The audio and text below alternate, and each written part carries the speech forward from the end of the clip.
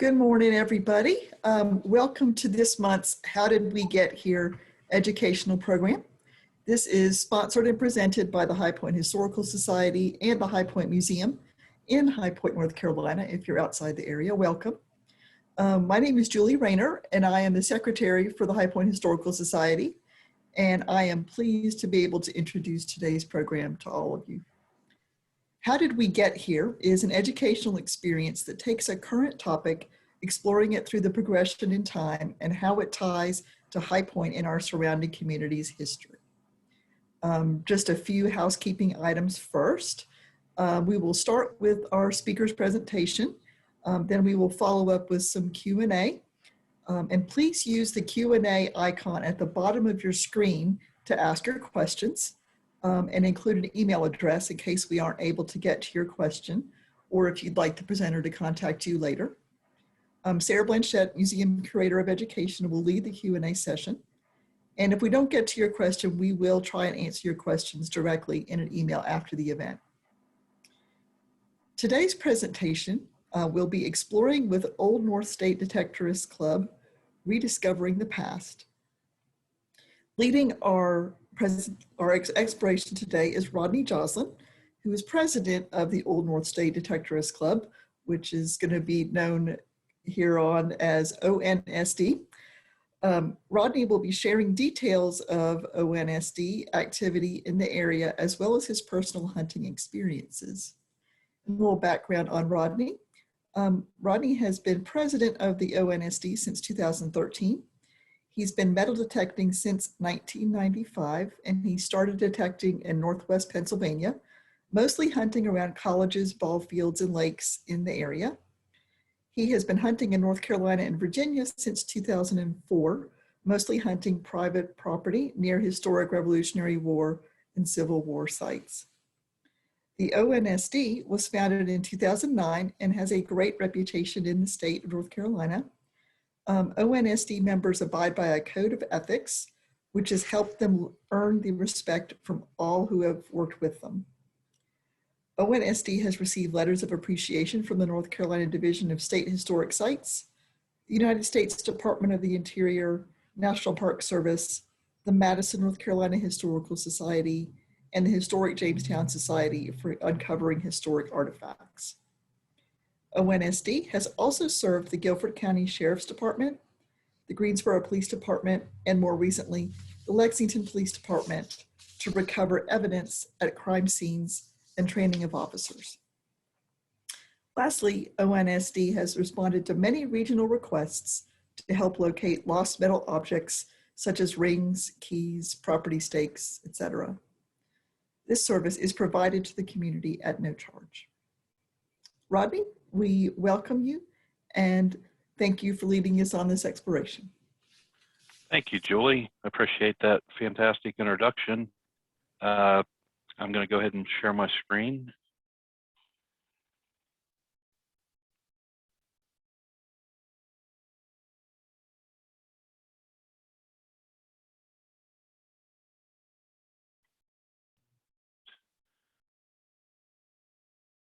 Are you able to see the presentation I have for you today? Yes, we are. All right, fantastic. So that was a great introduction, and I appreciate that. I don't really have anything to add concerning my background. I will say that I have consistently been detecting since 1995. Prior to that, I had an older detector that was purchased for me, and I just want to explain this because anybody that's listening that may be interested in getting into the hobby, I get contacted a lot of times because of my position in the club from people who are interested in starting to metal detect. And one of the things that I recommend is do not get a cheap detector. My parents bought me one for Christmas. It was a cheap Sears detector, and pretty much the only thing I could find were nails and pull tabs and bottle caps, and I got frustrated with it, and I pretty much quit. I knew that they could do better because I had an uncle that had a nice detector and he did very well. but I just didn't do any more with it until 1995 when I met my wife, and her father had been detecting since the 1970s or late 1960s. And so he was highly accomplished in it and had nice detectors. And I wanted to do that with him, and to go out and do that, I went ahead and bought a nicer detector, which still really wasn't the quality that you really should have to be successful, but it was enough that I was able to go out and enjoy my time in the field with my father-in-law. And so whatever you do, if you want to get into this hobby, please make sure you get the equipment that's going to satisfy you. And if you need any help with that, you can contact me, and I can help give you some pointers and some directions, and what the cheapest that you would be able to start out at and have some kind of success. And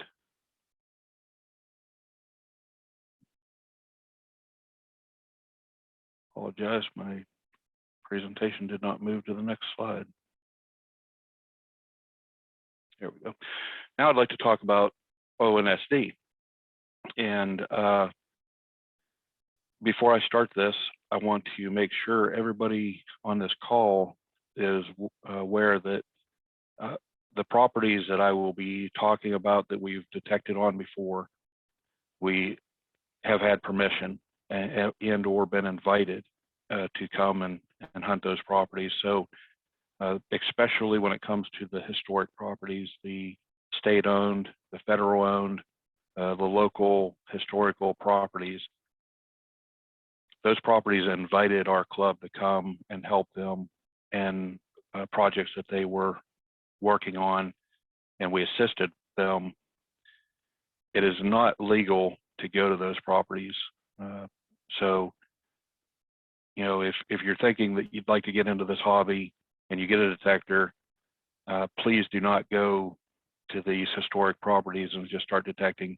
If you do, you could be, if you were caught, you could be fined, possibly put in jail. And I can assure you that if it's on certain properties, they will confiscate your detector on the spot. So I want to make sure that's clear to everybody. But as far as ONSD, we were founded in Greensboro on April 27th, 2009. And it was founded by Dr. William Perkey. He actually had a desire to get people together and form a group. So he got 9 other local like-minded enthusiasts that he knew, and they had their initial meeting and ended up having monthly meetings from that date on. And the group is very well organized, was very well organized at the beginning, which helped to make it successful with leadership positions and structure. They were able to increase the group membership, ultimately getting to where we're at today, which is roughly 60 members each year. We did achieve nonprofit status last year, so we're pretty proud of that and the work that we put in to establish that nonprofit. The club purpose, our purpose is to promote friendships among metal detectorists, to respect private property, to support professional or archaeologists, historians, and police, to protect national treasures, to provide community service, recovery of lost items within our area at no charge. And we follow a code of ethics. I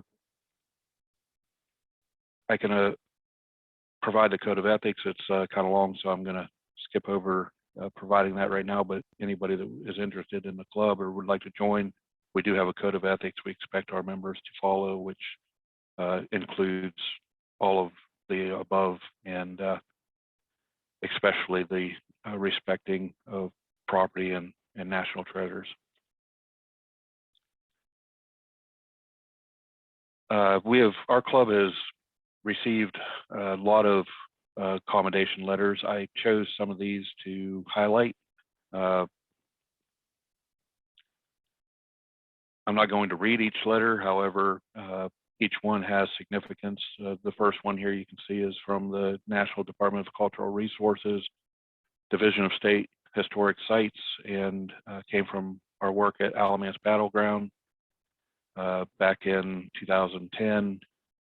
And the second one's the same, another email concerning that project. And then there was a second time, there was a lot of times that they will have us come back to a site for other projects. And this was a situation where we did that. 1 year later, we were back at Alamance Battlefield to assist them in 2011. We also have helped out the police departments. You can see the letter here from the city of Lexington. And this was a response to a crime scene where there was a fired weapon, and we were able to recover a fired bullet for them. This is University of North Carolina Greensboro Archaeological Department thanking us for work we did with them at Guilford Courthouse Battlefield, and a letter from that same project from the United States Department of Interior National Park Service thanking us for that. That was a very interesting project. The university was actually trying to determine the location of the original courthouse. They knew where the second and third, I believe the fourth courthouses that were located, but the first one they just didn't know for sure. It had burned down and was replaced. They know that it was replaced on a different location. They had our club come to assist them. It was a fantastic project working with the students. We actually were out in the woods where they really couldn't use the equipment that they normally would have used. And with our detectors, we were able to find relics and I would say mostly what you might not consider to be a relic, but nails. We found a lot of nails in the area they had us searching, and nails can be dated. And we could, the nails you can tell based on the way they're manufactured, you can get an estimate of the date. These nails were colonial nails, and when we got all done, because they used GPS to identify the exact location where every single item that was dug was located, and they marked and indicated what it was that they found in that hole, you could see at the end a pattern that was actually rectangular shapes side by side, which we believe showed that there were buildings side by side in that area they had us searching. So unfortunately, there's no way to know for sure that it was the original courthouse, but I like to believe that it was. I personally like to hope and think that we were able to assist them to find that. And then lastly, another letter from Lexington, North Carolina Police Department. This one was actually from last year, 2020, April of 2020. We assisted at a crime scene, and one of the passions and reasons that I'm so passionate about our club and our organization is our community service, and the fact that our members are willing to donate many hours of our time, as well as obviously the expense that we have in maintaining our equipment and being able to respond to these calls for us to help. And so this one, I was very happy with the way that we were able to help out with them on this crime scene. I'm going to show some pictures coming up next. At that particular scene, we were able to recover the man's ring and woman's ring, as well as the ankle bracelet, and quite possibly belonging to the woman who had lost her life. And so, to be able to help in that respect, I know it's not necessarily historical in nature, that you may have logged on to this presentation for, but it is something that I'm very proud of our club being able to accomplish. As far as community service goes, we do find lost metallic items, and that's a free service that we perform in our area, and that includes keys, which I would say is the most often requested response that I get is people wanting us to find their keys, and then close behind that is going to be rings, and then any other jewelry. And if you're already looking at the pictures, you'll see grave markers, and that's a yes for the grave markers. That was a somewhat unusual call that I received, and really nice youth group up in Madison, North Carolina. They were working to clean up a cemetery that had been abandoned and overgrown, and in that effort they found there were a lot of graves that were not marked. They can see the impressions. Some of these were in the woods. You can see the wooded picture I took to give reference to that, and the marker on the right hand side is the metal marker that a lot of these graves, that was all they had. They did not have a headstone, and those markers had fallen over. They were buried. Some of them were in the dirt. Most of them were under leaves, and ultimately we were able to recover 28 markers for that group, and I'm very proud of that. I think the oldest marker was dated back to the 1930s, or I'm sorry, 1940s. And so that was something that just made us feel really good about what we're able to accomplish out there for our community. On the left-hand side, you may note the 1964 gold class ring. That's actually one of my favorite finds, personal finds, and that was not a request to find the ring. However, I was out, and it was actually on a vacation trip back to Northwest Pennsylvania where I grew up, and I found that ring hunting a 1820s home that a friend of mine owns, and I was able to track down the owner. As a lady that grew up about 40 minutes away from that location, and she had moved to Florida. Fortunately, I was able to track her down using social media, and was able to return that ring to her in Florida. She lost it in 1967, and she was so happy to be able to get that back, because her mother had saved up all her change just to buy that for her. So it was very sentimental, and it was another one of those situations that really made me feel good, appreciative of the opportunities that I can get to do things like that. And our club has many instances where members have done the exact same thing. It's not just me. We have other members who have found rings and returned them. When you're out in the field, you may find other items. I've personally found stuff that was dumped,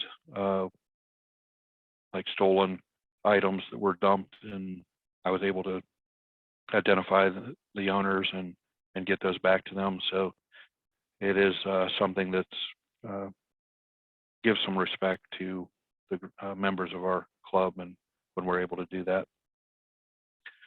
Next, I'd like to talk about some private property hunts that we've performed in the area. We've done a lot of private property hunts, and obviously that is with permission from those private property owners. And so as I discuss these, please understand you cannot just walk up and detect on their properties either. The rules and regulations are not on their property like they would be on the state and federal historic properties. However, it is still something that's not right to do, and you definitely need to ask permission before you're going onto these properties. And the first one I'll discuss here is the Julian Price Mansion, which is in Greensboro. When it was recently going through the sale process that some of you may be aware of, I contacted the gentlemen who were buying the property and asked them for this opportunity for my club to see if we could find anything historical. And ultimately we did find the spoon, the silver spoon that's to the right of the picture of the mansion. And what was most interesting about that spoon is that they had the initials MGP on it. I did a quick search of Julian Price, which many of you may realize he's the past president of Jefferson Standard Life Insurance and was a large figure in the Greensboro area. Those initials, his mother's name was Margaret Hill Price, so I was somewhat hopeful that the MB was meaning it was her. The gentleman who owned the property, they took the spoon and were planning to restore the spoon and have it on display in the mansion. They ultimately had been in contact with family members of Julian Price, and when they identified the spoon to them, the Julian Price family members said that it was from his daughter's set. So that has been confirmed, and they do have that spoon in their possession. That is one thing I will also comment on. When we do these hunts, everything gets displayed. I'm going to have some pictures coming up which will show displays of our finds on a table. Everything gets displayed, everything gets put on the table that all the members find. The property owners have the ability to keep any finds that they would want to keep, and if they don't want to keep the finds, if it's something that is historical and has relevance to the area, we really like to try to see those finds get put on display at a local historical society or museum. So that's our recommendation to the property owner. And if it's not something that's significantly historic and the property owner doesn't want it, then the person who finds the item, they can keep it if they are interested in keeping that item. One of the things that our club does to make it interesting is we actually offer a prize. It comes from our club's treasury, and that's a recognition to the member who finds what we consider to be the best find of that hunt. And an example here would be the person who found this spoon won the prize for that, what we call the find of the day. And so they were able to still, they didn't get to keep the spoon, but they did get a very nice prize from our club, and they got bragging rights for finding it. The next property that I'll talk about is the Lenox Castle and property in Reedsville. This property was for sale. The owners lived out in California.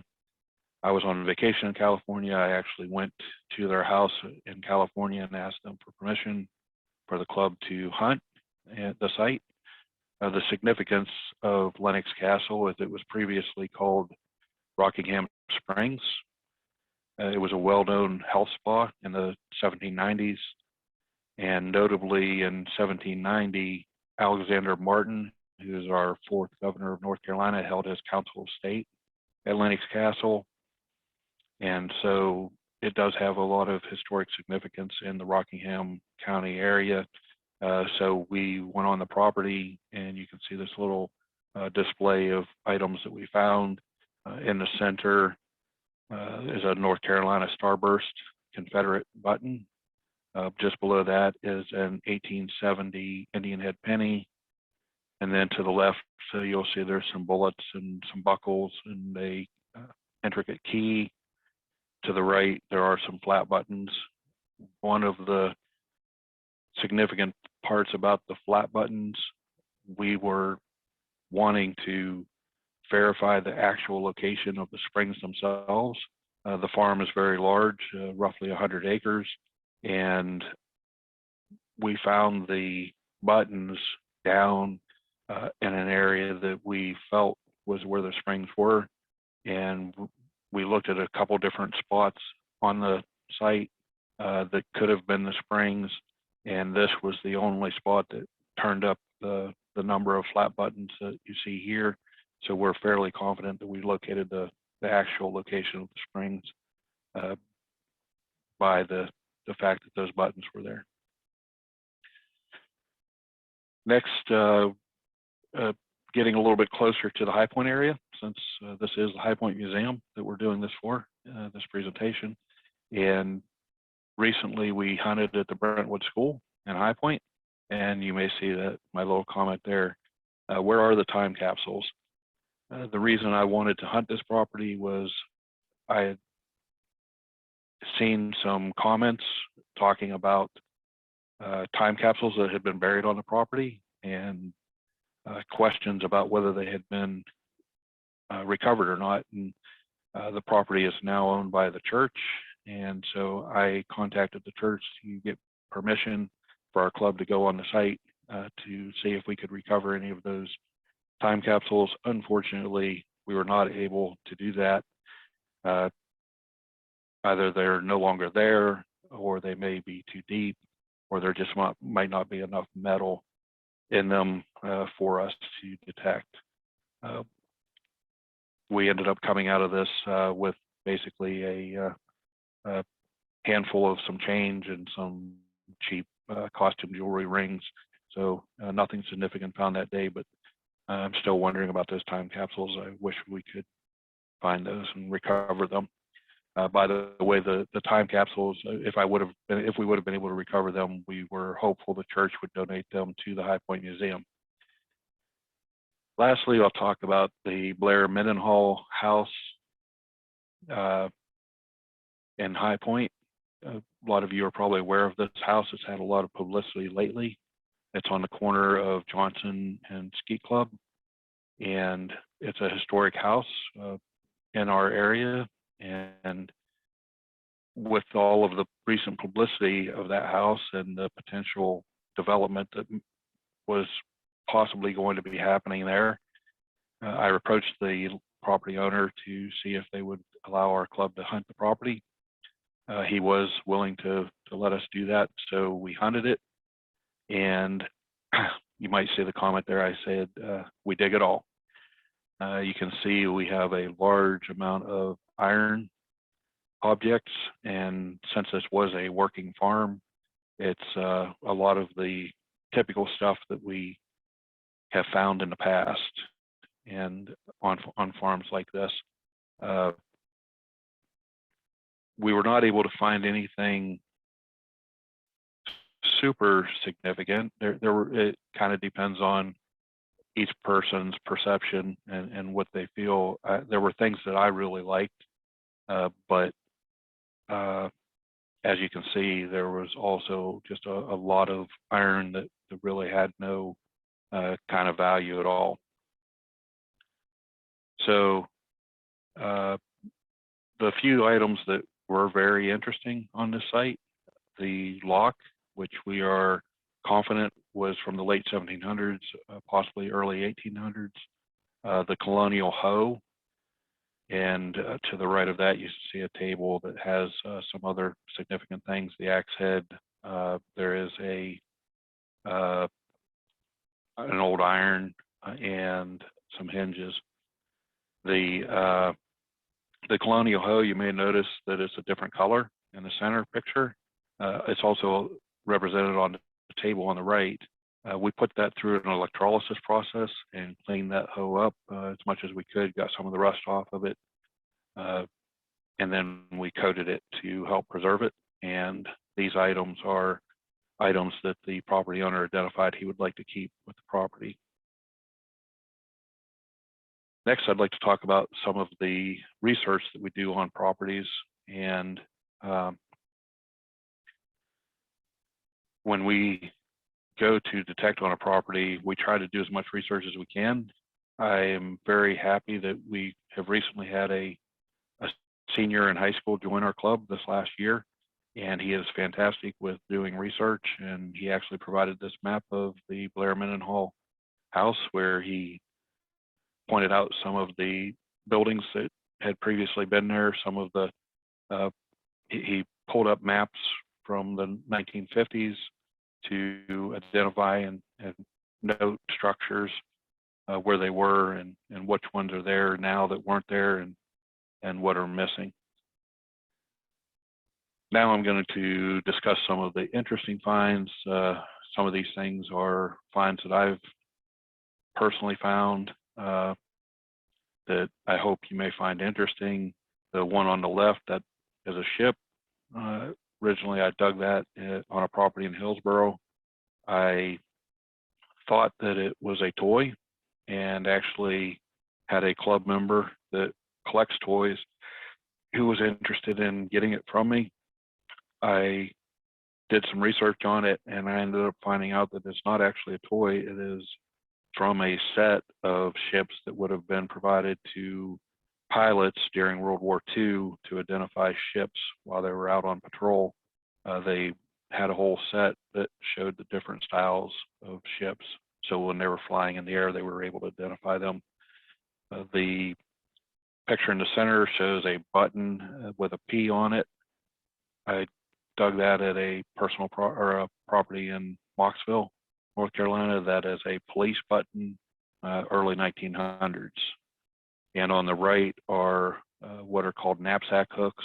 I dug those at a Civil War campsite in Virginia, and those were used during the Civil War by the soldiers. A few more of my interesting finds. On the left-hand side is a whistle that was found in a site that did have Civil War activity and I believe was used by the cavalry. The crossed cannons, as you can see, I dug those in the rain and was very happy that day. Those are crossed cannons that were at a Civil War battle site that is private property, and I had permission from the owner, property owner, to hunt there, and was able to find the cross cannons insignia. And to the right is a smashed Civil War bullet that was probably used as a chess piece. I want to include this contact information for my club, and you can see we have a mailbox address. You're welcome to send anything that you would like to mail us.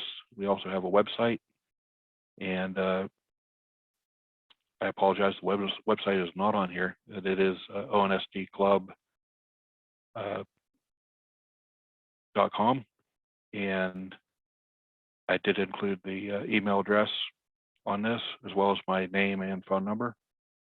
And this concludes my presentation for today. Do we have any questions? Well, we actually do have a question.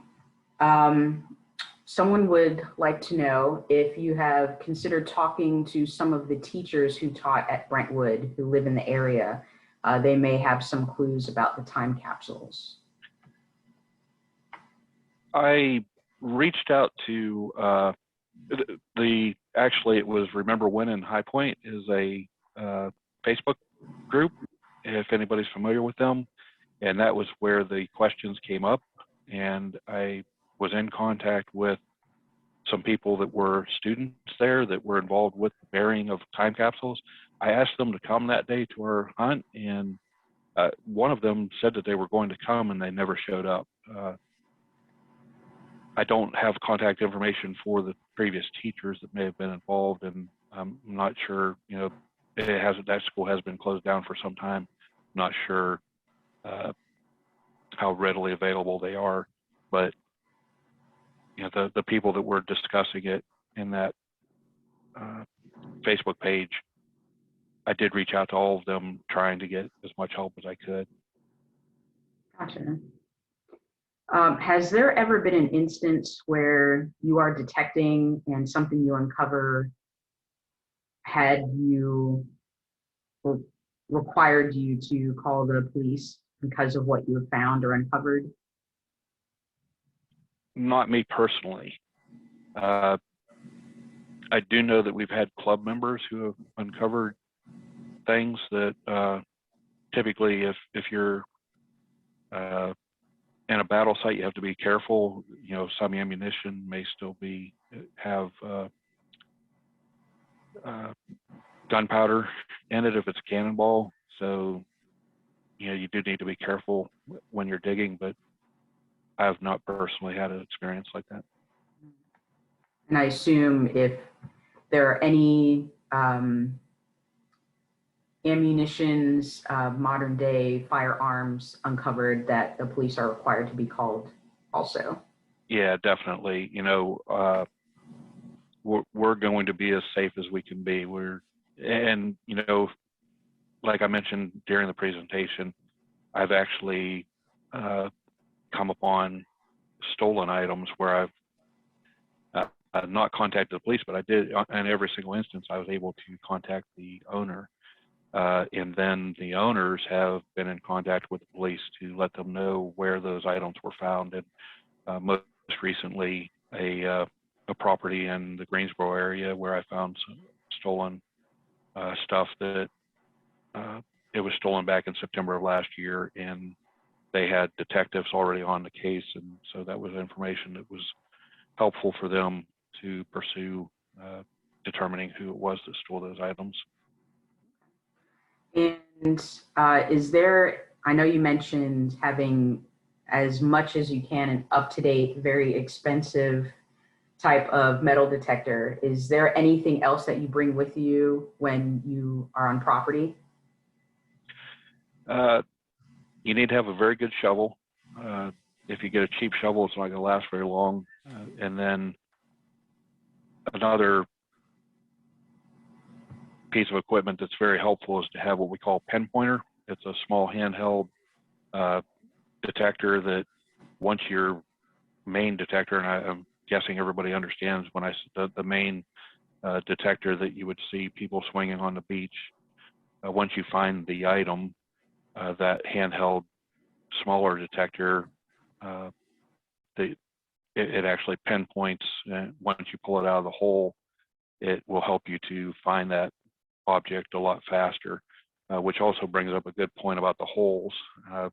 Obviously, when we go on properties, we do the best we can to respect the property, and our goal is always to leave the property as close to how it was that when we came onto the property.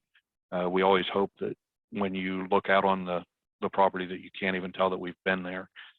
We dig a hole about 6 inches, roughly 6 inches in diameter most of the time.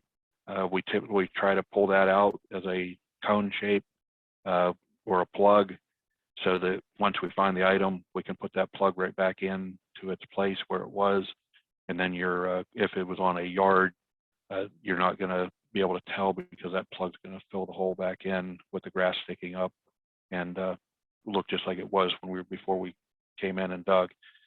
Unfortunately, sometimes the ground, depending on the type of ground, it may fall apart and makes it a little more difficult for that, but we do the best that we can. Most items are between 3 and 6 inches deep.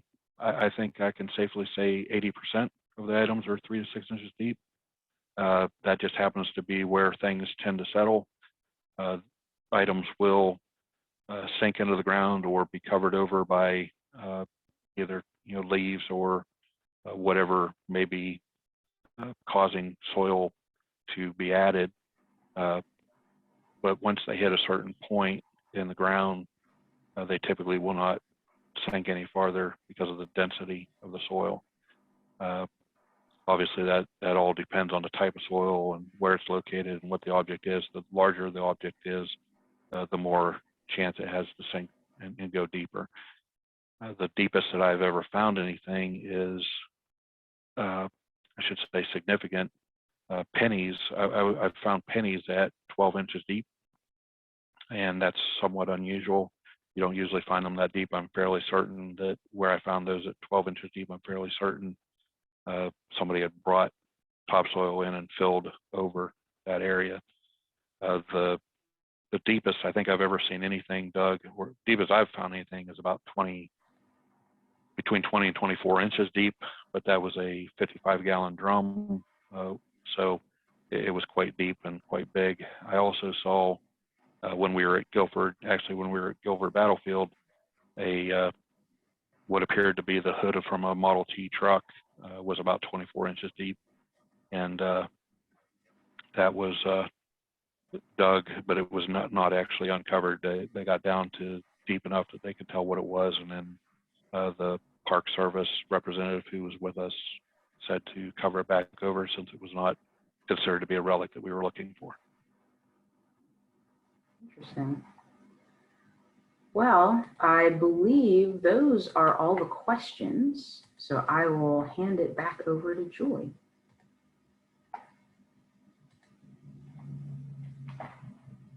Thank you, everybody. And thank you, Rodney, for sharing your knowledge with us.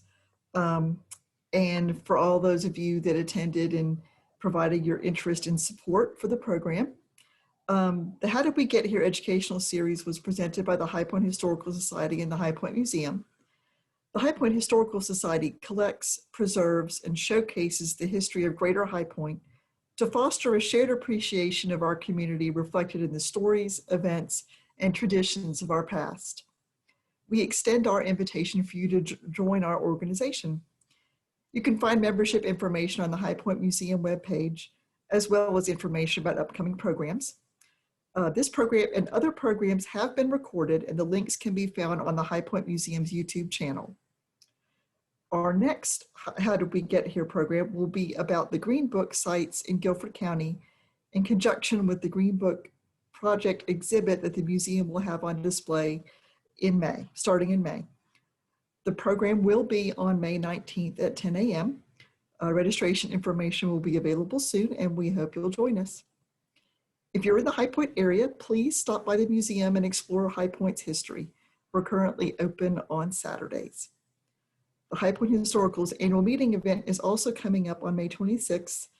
For those of you that are members, and invitations will be mailed out very soon for that event. Thank you again, Rodney, for your time and your expertise. And I hope everyone has a wonderful day. Thank you.